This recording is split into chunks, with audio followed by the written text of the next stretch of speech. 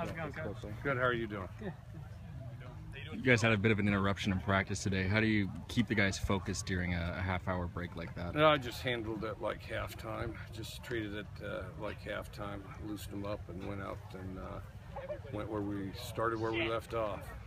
How do you think they responded to that? Thought they did good. I thought, we had, the last part of our practice was pretty inspired. I thought competitive skill period, and then of course team was a war, so I thought that was good. Do you have an opinion on that rule, Mike?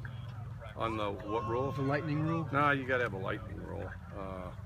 No, I think it's good. I mean, shoot, nobody really cares to get struck by lightning, so.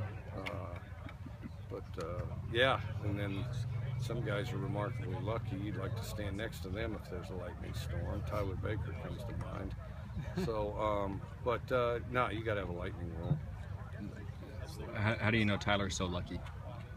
He just is. I mean, there will be something not working out there, and he'll find a way to get it done, and then he has a funny way of finding himself behind people. What about the way Gabe played today? It just seemed like he caught everything that came his way.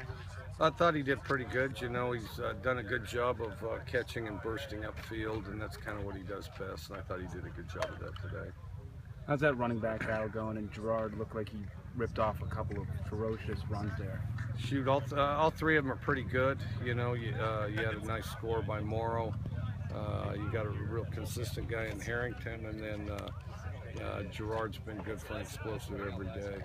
Do you believe this is one of the deepest running back cores that you've had here? Yeah, we're young, but we have three really solid guys, and then also James Williams, who's hasn't hit stride yet. He's real talented. How'd Peyton and Luke look today? Thought they both looked good. Yep, thought they both looked good. Do you have an ideal date when you'd like to name a starter for that game? No, not really. We still have time. We still have plenty of time.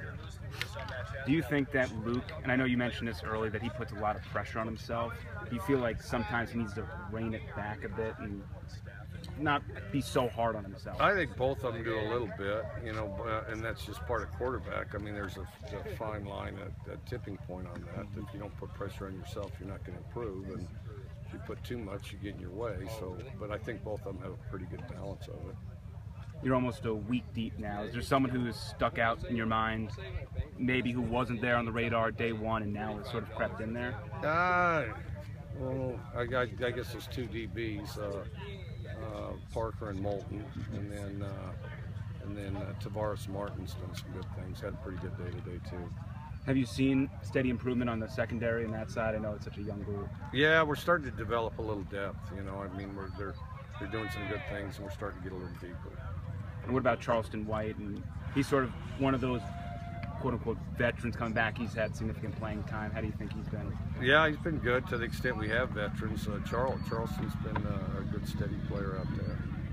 You mentioned depth. I remember last year, March kind of took that red shirt. There were so many receivers out there. Now he's coming back. Are you kind of thinking maybe it might be a similar thing this year? Red shirt, a couple of receivers, give him another year?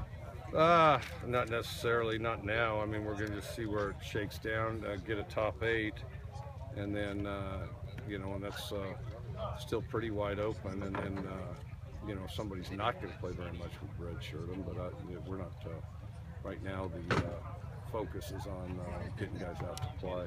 Is it the 8 best, or would it be the starter and a backup at each of the 4 positions? It's the 8 best. We typically roll them if somebody's significantly ahead. We'll keep him out there more. Anecdotally, it seemed like you guys locked in on James Williams pretty early in the recruiting process. And what did you see in him when he was a high school running back that made you like him so much? He's great at making people miss. He's naturally powerful. He's real fast and plays with a low center of gravity. He always plays with low pads.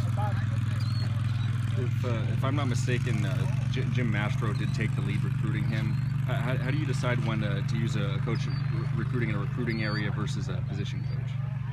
Well, we do both. I mean, we do both. I mean, you start out with the area coach. Everybody's got an area, and then as you progress down the line, then you make sure that in the course of the recruiting, you're getting a position coach in there too. Okay, good one, Coach.